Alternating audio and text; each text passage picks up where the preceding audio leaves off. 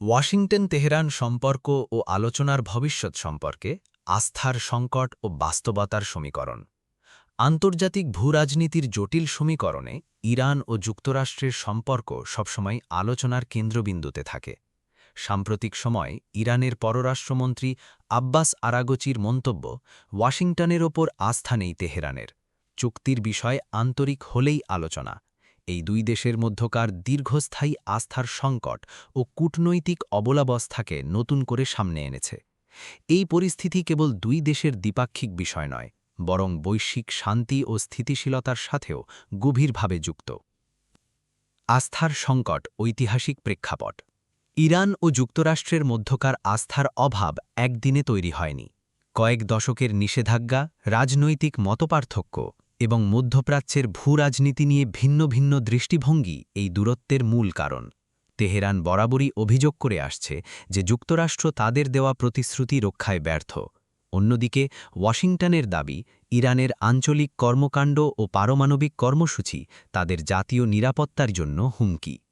এই পারস্পরিক অবিশ্বাসের কারণে যে কোনো কূটনৈতিক উদ্যোগ শুরু হওয়ার আগেই বাধার সম্মুখীন হয়। আরাগচির বক্তব্যের তাৎপর্য। আব্বাস আরাগচির বক্তব্যটি অত্যন্ত গুরুত্বপূর্ণ। এটি পরিষ্কার করে দেয় যে ইরান কেবল আলোচনার খাতিরে আলোচনা করতে চায় না। তেহরানের দৃষ্টিতে আলোচনা তখনই অর্থবহ হবে যখন যুক্তরাষ্ট্র কেবল কথার ফুলঝুরি না শুনিয়ে কাজের মাধ্যমে তাদের আন্তরিকতার প্রমাণ দেবে। এখানে আন্তরিকতা বলতে ইরান মূলত বাস্তবসম্মত নীতি পরিবর্তন, অর্থনৈতিক নিষেধাজ্ঞা শিথিল করা এবং আন্তর্জাতিক চুক্তির প্রতি সম্মান প্রদর্শনের ইঙ্গিত দিচ্ছে। এটি ইরানের একটি কৌশলগত অবস্থান, যার মাধ্যমে তারা বিশ্বকে দেখাতে চায় যে তারা কূটনীতির পথ রুদ্ধ করছে না, বরং একটি মর্যাদাপূর্ণ ও টেকসই চুক্তির সন্ধানে রয়েছে। কূটনৈতিক আলোচনার চ্যালেঞ্জসমূহ। বিশ্ব রাজনীতির প্রেক্ষাপটে এই ধরনের মন্তব্য অনেক সময় পরিস্থিতির জটিলতা বাড়িয়ে দেয়, তবে বিশ্লেষণ করলে দেখা যায় এখানে কিছু ইতিবাচক দিকও রয়েছে। ১. দায়িত্বশীলতার দাবি। আরাগচির বক্তব্য বিশ্ব সম্প্রদায়কে মনে করিয়ে দেয় যে রাষ্ট্রসমূহের মধ্যকার সম্পর্কের ভিত্তি হওয়া উচিত পারস্পরিক শ্রদ্ধা ও চুক্তির প্রতি আনুগত্য। ২. শর্তসাপেক্ষ আলোচনার পথ। ইরান আলোচনার পথ সম্পূর্ণ বন্ধ করেনি, বরং একটি শর্ত জুড়ে দিয়েছে। এটি প্রমাণ করে যে ইরান সংকট নিরসনে এখনও আলোচনার টেবিলে ফিরতে আগ্রহী, যদি পরিবেশ অনুকূল থাকে। ৩. ভুল বোঝাবুঝি দূরকরণ। সরাসরি এমন মন্তব্য অনেক সময় ধোঁয়াশা দূর করে। এর ফলে উভয় পক্ষ একে অপরের প্রত্যাশা সম্পর্কে স্বচ্ছ ধারণা লাভ করতে পারে। সামাজিক ও বৈশ্বিক প্রভাব। এ ধরনের সংবেদনশীল ইস্যুতে আমাদের মনে রাখতে হবে যে রাষ্ট্রসমূহের মধ্যকার দ্বন্দ্বের নেতিবাচক প্রভাব সাধারণ মানুষের ওপর পড়ে।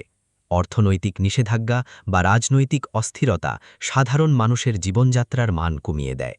তাই আন্তর্জাতিক সম্পর্কের এই জটিলতায় মানবিক দিকটিকে প্রাধান্য দেওয়া জরুরি। বিশ্বশান্তি ও স্থিতিশীলতার স্বার্থে উত্তেজনা কমানোর বিকল্প নেই। আন্তর্জাতিক সংস্থাগুলি এবং মধ্যস্থতাকারী দেশগুলির দায়িত্ব হল এমন একটি পরিবেশ তৈরি করা যেখানে আস্থার সংকট কাটিয়ে উভয় পক্ষ আলোচনার টেবিলে বসতে পারে। যখন বৃহৎ শক্তিগুলি একে অপরের সার্বভৌমত্ব ও স্বার্থের প্রতি শ্রদ্ধাশীল হয়, তখনই একটি টেকসই সমাধান সম্ভব এবং তা বিশ্ব শান্তির জন্য একটি বড় প্রাপ্তি। ওয়াশিংটন ও তেহরানের মধ্যকার এই অবলাবস্থা নিরসনে কেবল কঠোর ভাষা নয়, বরং ধীরস্থির কূটনৈতিক প্রচেষ্টা প্রয়োজন। আরাগচির এই বক্তব্য আন্তর্জাতিক মহলে একটি বার্তা হিসেবে কাজ করছে যে কোনো চুক্তি স্থায়ী হতে পারে না যদি তার ভিত্তি হয় অবিশ্বাস। বর্তমান বিশ্ব পরিস্থিতির দিকে তাকিয়ে যদি উভয় দেশ পারস্পরিক শ্রদ্ধাবোধ ও চুক্তির শর্তাবলী মেনে চলার মানসিকতা প্রদর্শন করে, তবেই কেবল এই দীর্ঘস্থায়ী সমস্যার সমাধান সম্ভব এবং তা বিশ্ব শান্তির জন্য একটি বড় প্রাপ্তি। সতর্কতা। এই বিশ্লেষণটি আন্তর্জাতিক সম্পর্কের একটি সাধারণ পর্যালোচনার ওপর ভিত্তি করে লেখা হয়েছে। এটি কোনো রাজনৈতিক দল বা রাষ্ট্রের পক্ষাবলম্বন করে না, বরং গঠনমূলক আলোচনার উদ্দেশ্যে প্রস্তুত করা হয়েছে।